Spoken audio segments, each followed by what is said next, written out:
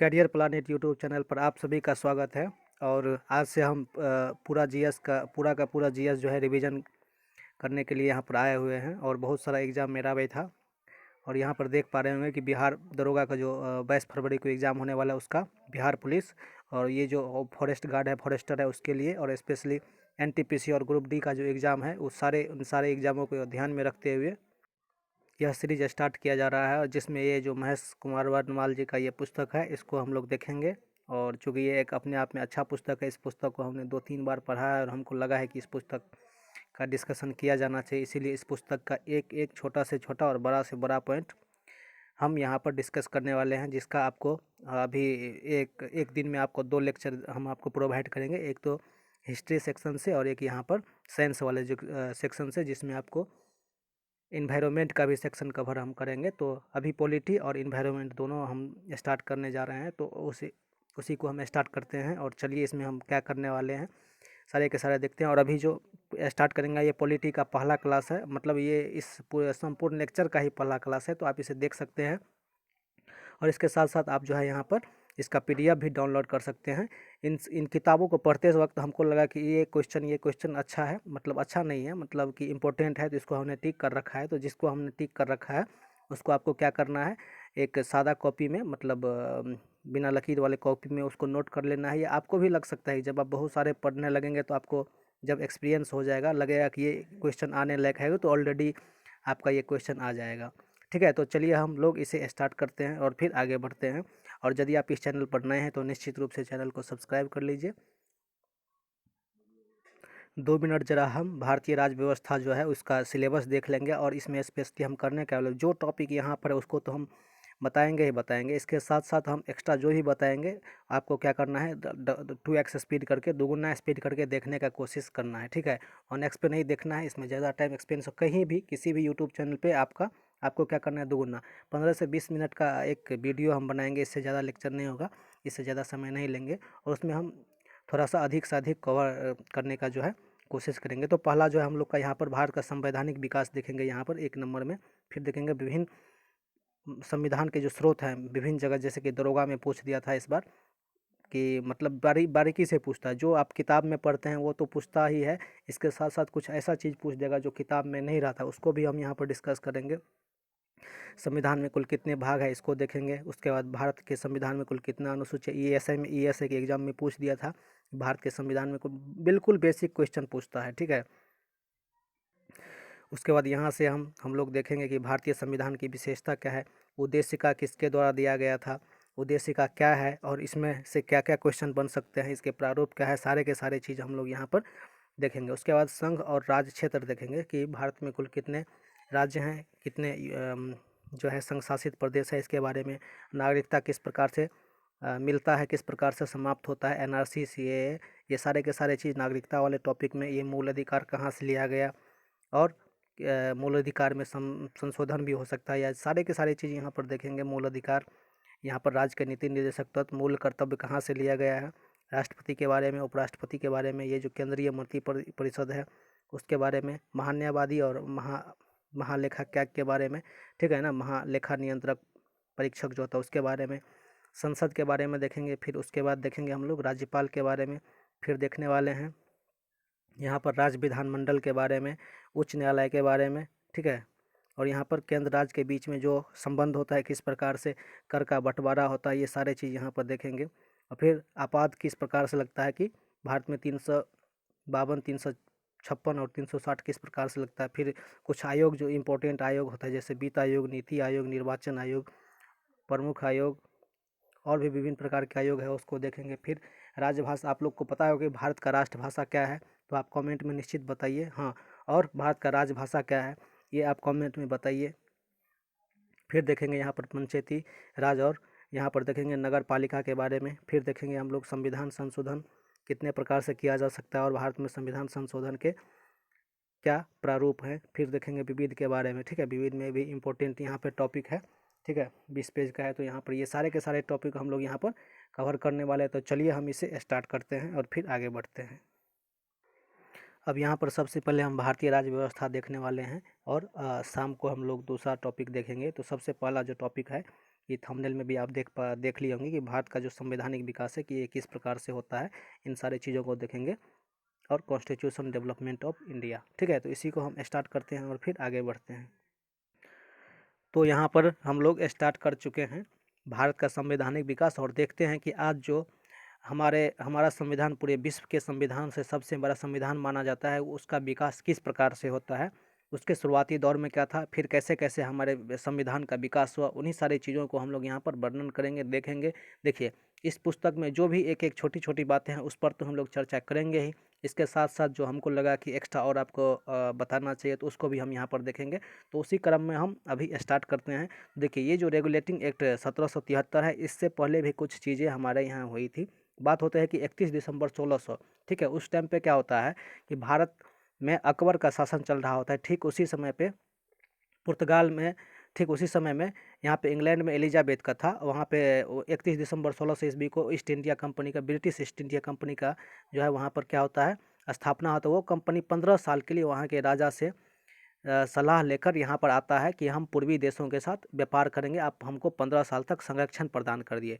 ठीक है, तो ये बात कह के वहाँ से वो लोग चलता है, फिर आता है इंडिया, और इंडिया में आने के बाद जो है धीरे धीरे धीरे धीरे धीरे धीरे अपना जो है ऐसा वर्चस्व फैला लेता है कि मतलब यहाँ पर कुल 200 वर्षों तक क्या करते हैं, राज करते हैं। उसी राज्य को चलाने के लिए विभिन्न प्रकार के नियम बनाने पड़ते हैं। जब इन सारे नियमों को एक साथ लिखा जाता है तो वो अपने आप में एक विस्तृत रूप ले लेता है, वही वही जो है संविधान बनता है। ठीक है, तो सबसे पहले होता है कि सबसे पहले यहाँ पर जो है पानीपत का युद्ध होता है 1757 ईस्वी में पहला। उसी से जो है अंग्रेज लोग को थोड़ा थोड़ा यहाँ पर भारत पर प्रभाव मिलता है।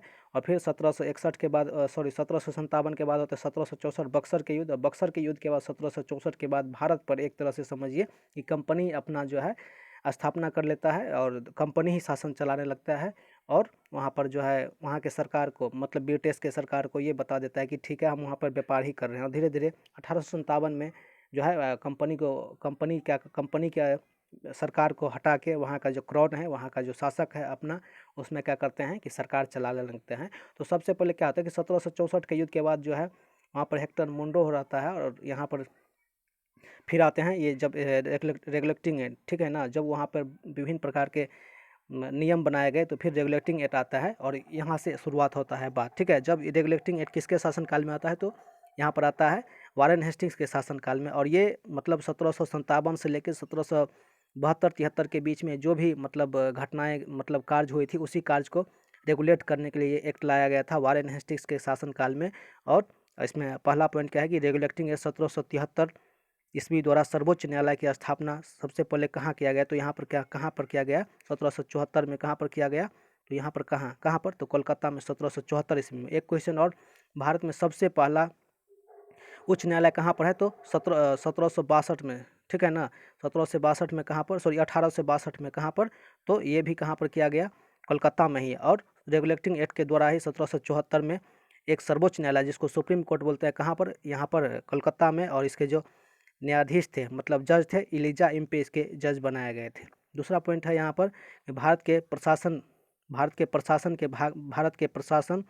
भारतीयों को भारत के प्रशासन में भाग लेने के लिए किस अधिनियम द्वारा पारित किया गया। मतलब भारत में जो प्रशासन चलेगा उसमें भारतीयों को भाग लेने के लिए का अधिकार 1833 का जो चार्टर एक्ट आया था, उस अधिनियम के तहत हुआ था। और इसी अधिनियम के तहत चाय और चीनी के व्यापार को भी एकाधिकार को भी समाप्त कर दिया गया था।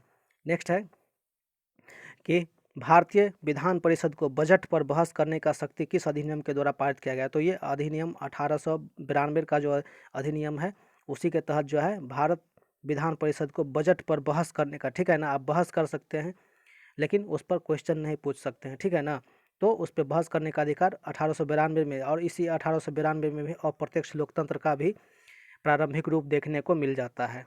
ठीक है, नेक्स्ट है यहाँ पर कि केंद्रीय विधानमंडल किस अधिनियम के तहत जो है, केंद्रीय विधानमंडल सर्वप्रथम किस अधिनियम के तहत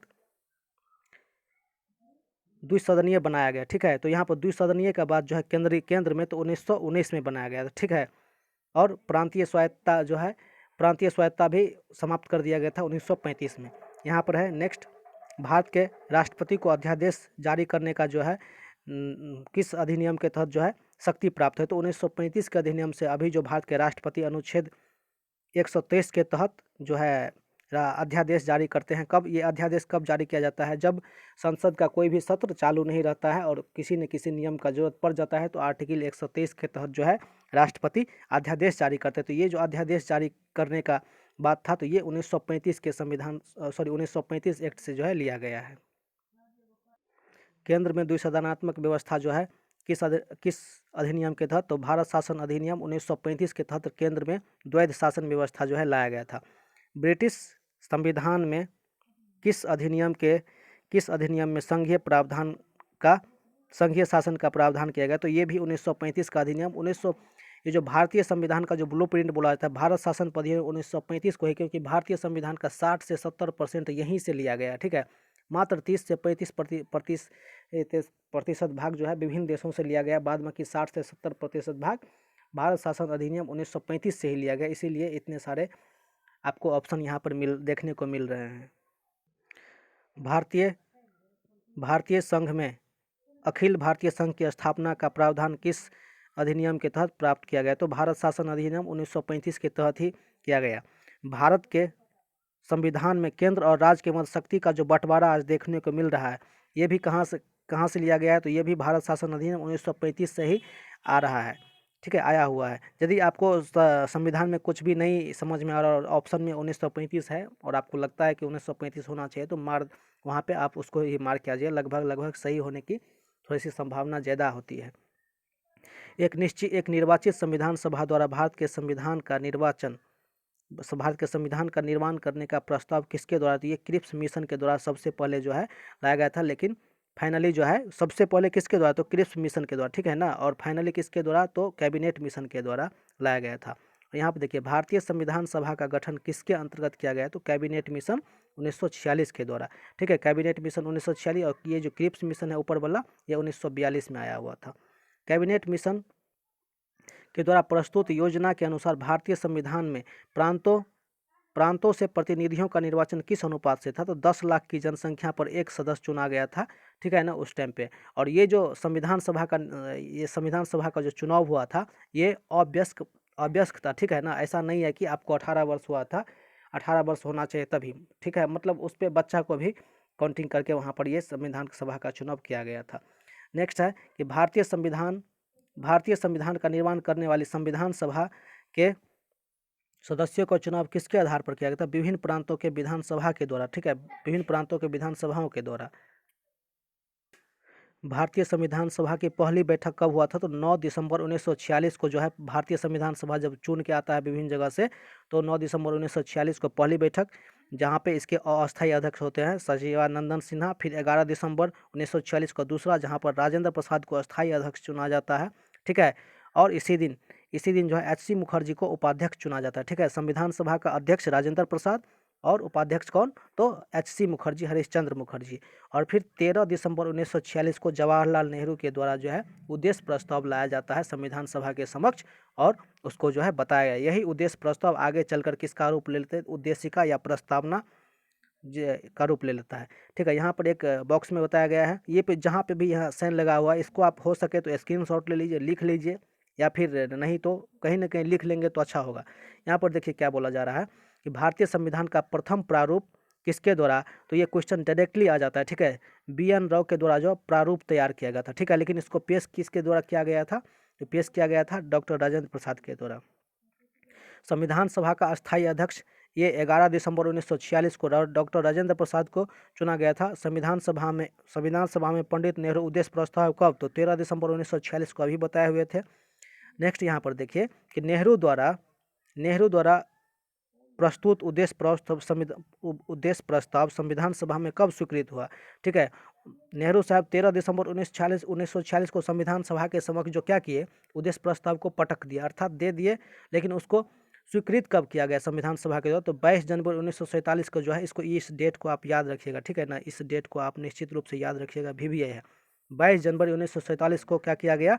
तो संविधान सभा के द्वारा उसको स्वीकार कर लिया गया कि चलिए भाई अब इस पर भी हम लोग काम करेंगे। नेक्स्ट यहाँ पर देखिए भारतीय संविधान के निर्माण काल में संविधान के कुल कितने अधिवेशन हुए? तो देखिए संविधान के कुल मतलब अधिवेशन का मतलब बैठक कितना हुआ? तो 12 बैठक हुआ। ठीक है ना, 1946 से लेके 1947-48 तक के बीच, ठीक है। संविधान के बनने में, भारतीय संविधान के निर्माण में कुल कितने समय लगा? तो 2 वर्ष 11 महीना और 18 दिन यहाँ पर कुल समय लगते हैं, कभी कभी पूछ लेता है डायरेक्टली। और यहाँ पर देखिए, भारतीय संविधान सभा के संवैधानिक सलाहकार कौन थे? तो ये सर बी.एन. राव, ठीक है। प्रारूप किसके द्वारा दिया गया था? बी.एन. राव के द्वारा। और संवैधानिक सलाहकार भी कौन है? तो बी.एन. राव के द्वारा ही, ठीक है। भारतीय संविधान सभा ने सर्वप्रथम राष्ट्रीय ध्वज को कब अपनाया गया? तो 22 जुलाई 1947 को, ठीक है ना। हमारा जो तिरंगा झंडा उसको अपनाया गया, जबकि 1921 ईस्वी में इसके डिजाइन को किसके द्वारा जो है सो पिंगली वेंकैया के द्वारा 1921 में जो नागपुर हुआ था, उसी में स्वीकार कर लिया गया था कि आगे चलकर तिरंगा ही भारत का राष्ट्रीय झंडा जो है बनेगा। लेकिन इससे भी पहले 1907 ईस्वी में जो है स्टुटगार्ट, ठीक है ना, जर्मनी में पड़ता है स्टुटगार्ट, ठीक है, वहाँ पर मैडम भीखाजी कामा सबसे पहले क्या किया गया था? तिरंगा को वहाँ पर फहराया था। नेक्स्ट है यहाँ पर भारतीय संविधान सभा की प्रथम बैठक जो 9 दिसंबर 1946 को हुआ था। कब हुआ था? 9 दिसंबर 1946 को। इसके जो है अध्यक्षता किसके द्वारा किया गया था? तो सच्चिदानंदन सिन्हा के द्वारा। ये एक अस्थायी अध्यक्ष थे, ठीक है। नेक्स्ट है कि भारतीय संविधान सभा कब स्वीकार किया गया? तो 26 नवंबर 1949 ईस्वी को क्या किया गया? तो भारतीय संविधान को स्वीकार किया गया, ठीक है। अर्थात इसी दिन जो है संविधान लागू कर लिया गया पूरे संविधान सभा के द्वारा, ठीक है। संविधान सभा पूर्णतः कब लागू हुआ? ठीक है, तो पूर्णतः लागू हुआ 26 जनवरी 1950 को। जो है जितने भी थे सारे के सारे अनुच्छेद इस दिन से लागू हो जाते हैं, ठीक है। अब नेक्स्ट, संविधान सभा 26 नवंबर 1949 को भारतीय संविधान किसके द्वारा अधिनियमित किया गया या अंगीकृत किया गया, स्वीकृत किया गया, ठीक है। तो संविधान सभा के द्वारा। याद रखिएगा, ऑप्शन में जनता भी दे देता है, तो जनता नहीं मारना है। किसके द्वारा? तो संविधान सभा के द्वारा, ठीक है। और जनगण मन को कब अपनाया गया? तो 24 जनवरी 1950 को जनगण मन को राष्ट्रगान के रूप में, सुजलाम सुफलाम को यहाँ पर जो है राष्ट्रगीत के रूप में, ठीक है। और इसी दिन 24 जनवरी 1950 को ही जो है डॉक्टर राजेंद्र प्रसाद को भारत का जो है राष्ट्रपति भी घोषित किया गया था। नेक्स्ट है कि भारत सरकार के द्वारा अशोक स्तंभ को राष्ट्रीय चिन्ह के लिए, नेशनल एम्ब्लेम के रूप में कब स्वीकार किया गया? अडॉप्ट का मतलब अंगीकृत किया गया, स्वीकार गया। तो 26 जनवरी 1950 को जो है राष्ट्रीय चिन्ह को जो है अपनाया गया है। अब यहाँ पर देखिए, भारतीय संविधान का सलाहकार, भारतीय संविधान सभा की सलाहकार समिति के अध्यक्ष कौन थे? तो सरदार वल्लभ भाई पटेल थे। इसको आप याद रखिए। देखिए, लुसेंट वगैरह में जो चीज़ है उसको आप खुद भी पढ़ सकते हैं और हम भी आपको करवा देंगे, ठीक है, कोई दिक्कत नहीं है। लेकिन यहाँ पर कुछ चीज़ें एक्स्ट्रा मिल सकती है, जैसे कि एक ये वाला क्वेश्चन हो गया। और संविधान सभा उद्देश्य प्रस्ताव को कब स्वीकार किया था? तो 22 जनवरी 1947 को, एक ये वाला क्वेश्चन है, ठीक है। ये सारे क्वेश्चन लुसेंट वगैरह में नहीं दिया गया, लेकिन क्वेश्चन जब पूछता है ना, तो इसी टाइप के क्वेश्चन पूछते हैं और हम लोग को लगता है कि अरे भाई ये तो पढ़े हुए ही नहीं थे। चलिए हम आगे बढ़ते हैं।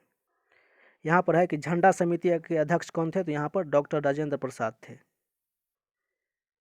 संविधान सभा ने डॉक्टर राजेंद्र प्रसाद की अध्यक्षता में प्रारूप समिति का गठन कब किया गया? तो 29 अगस्त 1947 को जो है यहाँ पर गठन किया गया प्रारूप को, ठीक है।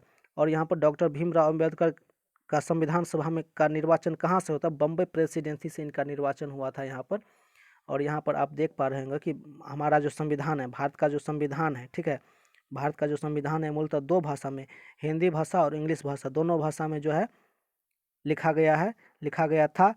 सभी सदस्य ने इस पर, कि जितने भी यहाँ पर 389 सदस्य, जितने भी सदस्य थे, सारे के सारे सदस्य जो है यहाँ पर हस्ताक्षर किए हुए हैं। अब कुछ एक्स्ट्रा बात हम यहाँ पर करने वाले। शुरुआत में ही हम बता दिए कि भारत का जो संविधान है उसमें 2 लोगों का बहुत ही महत्वपूर्ण है, एक तो ईस्ट इंडिया कंपनी का और एक ब्रिटिश के क्राउन का, ठीक है। वहाँ के जो राजा है या फिर शासक कहिए। सबसे पहला था 1773 का रेगुलेटिंग, यहीं पे जो है कलकत्ता में एक सुप्रीम कोर्ट का होता है, ठीक है, स्थापना। फिर पिट्स इंडिया के 1784 में, जिसमें बोर्ड ऑफ कंट्रोल और बोर्ड ऑफ डायरेक्टर का यहाँ पर होता है।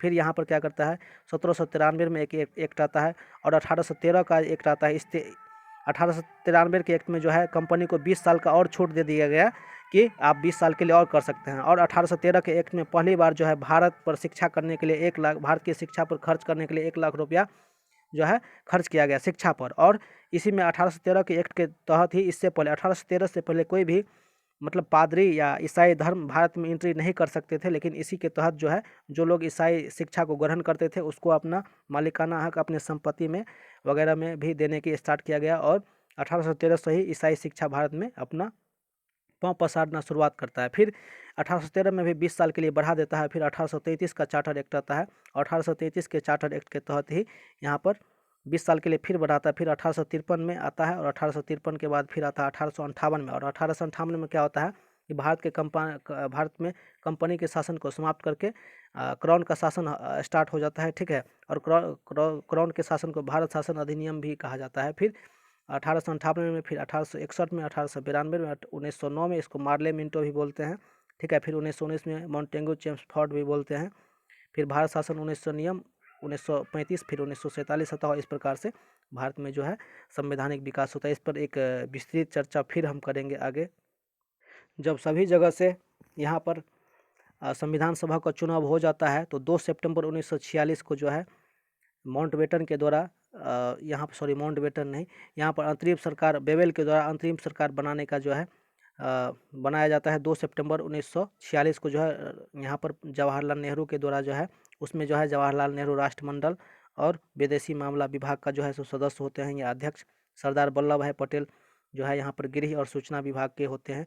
राजेंद्र प्रसाद खाद्य कृषि, इसको याद रख लीजिएगा कि अंतरिम सरकार में कौन किस मंत्री के पद पर। जॉन मथाई जो थे उद्योग मंत्री, ठीक है। ये अंतरिम सरकार का है, ठीक है। जब संविधान सभा का चुनाव हुआ था तब जगजीवन राम श्रम मंत्री, बलदेव सिंह रक्षा मंत्री, लियाकत अली ये मुस्लिम लीग का नेता था, ये इसको वित्त मंत्री बनाया गया। और ये जो चक्रवर्ती राजगोपालाचारी है इसको शिक्षा मंत्री। यहाँ पर संविधान सभा का बात हो रहा है कि 9 दिसंबर 1946 ईस्वी को, ये सारी चीज़ हमने बता रखा है अभी जस्ट पहले, कि संविधान सभा का प्रथम बैठक होता है और डॉक्टर सच्चिदानंदन सिन्हा को अस्थायी अध्यक्ष। फिर 11 दिसंबर 1946 को अस्थायी अध्यक्ष किसे चुना जाता है, डॉक्टर राजेंद्र प्रसाद को। और संविधान निर्माण का प्रारंभ जो है 13 दिसंबर 1946 ईस्वी को पंडित जवाहरलाल नेहरू द्वारा जो उद्देश्य प्रस्ताव को क्या किया गया, तो यहाँ पर प्रस्तुत किया गया। और 22 जनवरी 1947 को ये जो उद्देश्य प्रस्ताव था इसको क्या किया गया, संविधान सभा के द्वारा स्वीकार कर लिया गया 1947 में। और 26 नवंबर 1949 ईस्वी को संविधान को अंगीकृत एवं स्वीकृत कर लिया गया। जबकि 26 जनवरी 1950 को, यहाँ पर डेट निश्चित रूप से याद कर लिया गया, 26 जनवरी 1949 और 26 नवंबर 1949 और 26 जनवरी 1950 इसे क्या किया गया, पूर्णतः लागू कर दिया गया, ठीक है। यहाँ पर कुछ प्रमुख समिति है, जैसे कि यहाँ पर संघ समिति के अध्यक्ष कौन थे ये पूछ दिया जाता है कभी कभार। तो संघ समिति के थे, संघ वाला जितना है, ठीक है, सब में पंडित जवाहरलाल नेहरू ही मारेंगे, ठीक है। जैसे यहाँ पर संघ है तो संघ शक्ति पंडित जवाहरलाल नेहरू, संघीय संविधान समिति तो पंडित जवाहरलाल नेहरू। ये जब प्रांत आएगा तो यहाँ पर सरदार वल्लभ भाई पटेल कर देंगे। प्रारूप तो सबको पता रहता है, इसमें 7 सदस्य थे और भीमराव अम्बेडकर इसके अध्यक्ष थे। मौलिक अधिकार और अल्पसंख्यक मामला, ठीक है, यहाँ पे भी किसको मारेंगे, यहाँ पर मारेंगे सरदार वल्लभ भाई पटेल को। और नियम प्रक्रिया समिति यहाँ पर डॉक्टर राजेंद्र प्रसाद, और राज्य के लिए पंडित जवाहरलाल नेहरू, ठीक है। संघ और राज्य जहाँ आएगा पंडित जवाहरलाल नेहरू। संचालन समिति डॉक्टर राजेंद्र प्रसाद। तो इसको आप एक स्क्रीनशॉट ले भी सकते हैं, नहीं तो PDF तो डाउनलोड कर ही लीजिए। डॉक्टर भीमराव अम्बेडकर की अध्यक्षता में यहाँ पर जो है संविधान सभा का प्रारूप समिति जो है, समिति में 6 सदस्य थे, जिसमें N Gopalaswami Ayyar, doctor KM Munshi, ठीक है। यहाँ पर BM मित्रा, बाद में इनके स्थापन माधव राय अय्यर और अल्लादी कृष्णा स्वामी अय्यर, ठीक है। यहाँ पर एक और आदमी थे सैयद मोहम्मद सादुल्लाह और DP खेतान, बाद में इनके स्थान पर कृष्णाचारी। मतलब 7 सदस्य थे जिसमें 2 लोग की मृत्यु हो गई थी, ठीक है। जिसके बाद में DP खेतान के बाद में कृष्णाचारी और यहाँ पर मित्रा के स्थान पर जो है माधव राव आया था। तो इस प्रकार से हमारे संविधान का जो है संवैधानिक विकास होता है। और ये हम लोगों ने देखा। कल हम नेक्स्ट टॉपिक यहाँ पर देखेंगे, ये भारत के संविधान का स्रोत क्या है। तो फिर तब तक के लिए बाय।